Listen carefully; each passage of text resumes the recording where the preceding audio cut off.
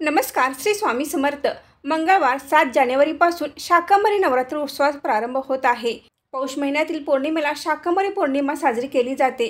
त्या अगोदर शाकंभरी नवरात्र उत्सव चालू होतो. तसे पाहिले तर 3 नवरात्री असतात. त्यामध्ये शारदीय नवरात्री, चैत्र नवरात्री आणि शाकंभरी नवरात्री. ज्यांची कुलदेवी शाकंभरी आहे ते या नवरात्रीमध्ये कुलदेवीची उपासना करतात. तर या नवरात्रीमध्ये आपण आपल्या कुलदेवीला स्मरून काही सेवा करणे आवश्यक आहे. आपण आजच्या व्हिडिओमध्ये शाकंभरी नवरात्र उत्सव आणि शाकंभरी देवीचे महात्म्य यांची माहिती पाहणार आहोत. तसं पाहिलं तर प्रत्येक महिन्यात येणाऱ्या पौर्णिमेला त्या महिन्याच्या नावाने ओळखले जाते. मात्र पौष महिन्यात येणाऱ्या पौर्णिमेला शाकंभरी पौर्णिमा असे म्हणतात. दुर्गाष्टमीपासून शाकंभरी देवीचा नवरात्र उत्सवास प्रारंभ होतो आणि त्यानंतर पौर्णिमेस शाकंभरी उत्सव साजरा केला जातो. देवी पुराणात महाभागवतामध्ये पौराणिक कथा आहे. या कथेमध्ये प्राचीन काळी भीषण दुष्काळ पडला होता. वर्षानुवर्ष दुष्काळ संपत नव्हता. सर्व सृष्टी चैतन्यहीन झाली होती. देव व ऋषींनी देवीची आराधना करण्यास प्रारंभ केला. सर्व देव ऋषी यांच्या उपासनेला अखेर यश आले. दुष्काळाने होरपळून निघालेला निसर्ग पुन्हा बहरला. सर्वात आधी पालेभाज्या उगवून आल्या. देवीच्या कृपेने अनेक प्रकारच्या भाज्या, फळे, अन्नधान्य यांची निर्मिती झाली. याच पालेभाज्यांचा नैवेद्य मानवाने आदिमातेला अर्पित केला.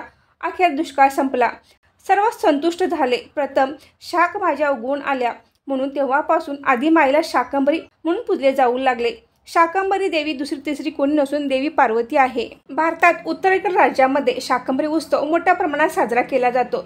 सर्व प्रकारच्या भाज्या नैवेद्य म्हणून देवीला दाखवला जातो. दक्षिण भारतात शाकंभरी मातेला बनशंकरी देवी असे म्हणतात. बनशंकरी म्हणजे वनामध्ये राहणारी. त्याबद्दल कथाही एक प्रसिद्ध आहे. तर देवी पार्वतीने भगवान शंकरांना प्रसन्न करण्यासाठी त्यांच्याशी विवाह करण्यासाठी वनामध्ये तपश्चर्या केली होती. म्हणून देवी पार्वतीला बनशंकरी असे म्हटले जाते. कर्नाटक राज्यातील विजापूर जिल्ह्यामध्ये बदामी येथे शाकंभरी देवीचे मंदिर आहे. या ठिकाणी शाकंभरी पौर्णिमेला देवीचा रथ उत्सव साजरा केला जातो. पौष महिन्यातील पौर्णिमेचा दिवस शाकंभरी देवीचा अवतार दिन शाकंभरी जयंती म्हणून साजरा केला जातो.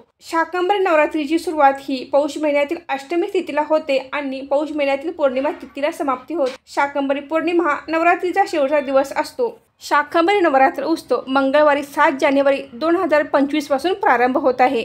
सोमवारी 13 जानेवारीला शाकंभरी पौर्णिमा साजरी केली जाते. शाकंभरी देवी सिंहासनावर विराजमान होऊन 8 हातामध्ये विविध आयुधे धारण करते. शाकंभरी देवी सर्वसामान्य शेतकऱ्यांची देवी आहे. आपल्या शरीरावर सर्व प्रकारच्या शाक अर्थात भाज्या, पाने, फुले, फळे धारण केली देवी असे तिचे वर्णन आहे. या हंगामात निसर्गात उपलब्ध असणाऱ्या 60 प्रकारच्या भाज्यांचा भोग देवीला दाखवण्याची परंपरा आहे.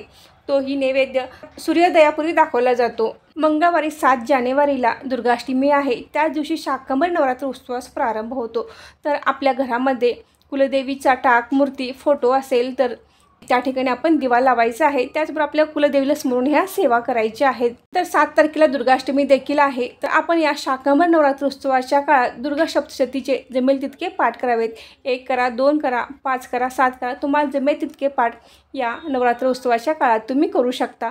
ज्यांना दुर्गा सप्तशतीचे पाठ करणे शक्य होत नाही त्यांनी रोज 11 वेळा सिद्ध कुंजिका स्तोत्राचे पठण अवश्य करावे. त्याचबरोबर आपल्या कुलदेवीच्या टाकावर, फोटोवर किंवा आपल्याकडे जर अन्नपूर्णेची मूर्ती असेल किंवा श्रीयंत्र असेल त्यावर कुंकुमार्चन जरूर करावे. श्रीसूक्त म्हणून आपण कुंकुमार्चन करू शकता. शाकंभरी नवरात्रीच्या काळात तुम्ही रोज जरी कुंकुमार्चन केले तरी देखील चालेल. त्याचबरोबर तुम्ही 99 मंत्र ओम आय ह्रीम क्लीम चामुंडाय विचे हा 99 मंत्र देखील तुम्ही या नवरात्र उत्सवाच्या काळात म्हणू शकता. त्याचबरोबर अन्नपूर्णा मंत्र श्री ही क्ली नमो भगवती अन्नपूर्णे ममाभिल मिश्रित मन देही देही स्वाहा दर्शन सिद्ध भवती हा अन्नपूर्णेचा मंत्र तुम्ही रोज म्हटला तरी देखील चालेल. आपल्या कुलदेवीला स्मरून या सेवा तुम्ही नवरात्र उत्सवाच्या काळात केल्या तर आपल्या घरामध्ये कायम भरभराट राहील. आपल्या घरामध्ये अन्नधान्याची कमतरता भासणार नाही. जर तुमच्या आसपास शाकंभरी देवीचे मंदिर असल्यास नवरात्री काळामध्ये शाकंभरी देवीला हळद, कुंकू, अक्षता आणि सौभाग्याच्या वस्तू अर्पण कराव्यात. शाकंभरी देवी ही वनस्पतींची देवी मानली जाते. म्हणून पूजेमध्ये ताजी फळे व भाज्या अर्पण करणे महत्त्वाचे आहे. या शाकंभरी नवरात्रीच्या काळात आपण शाकंभरी देवीच्या सेवा त्याचबरोबर आपल्या कुलदेवीच्या सेवा केल्या तर आपल्या घरामध्ये कायम सुख, समृद्धी आणि भरभराट राहील. तर आजचा व्हिडिओ इथे थांबवते. आजची माहिती कशी वाटली कमेंट करून नक्की सांगा.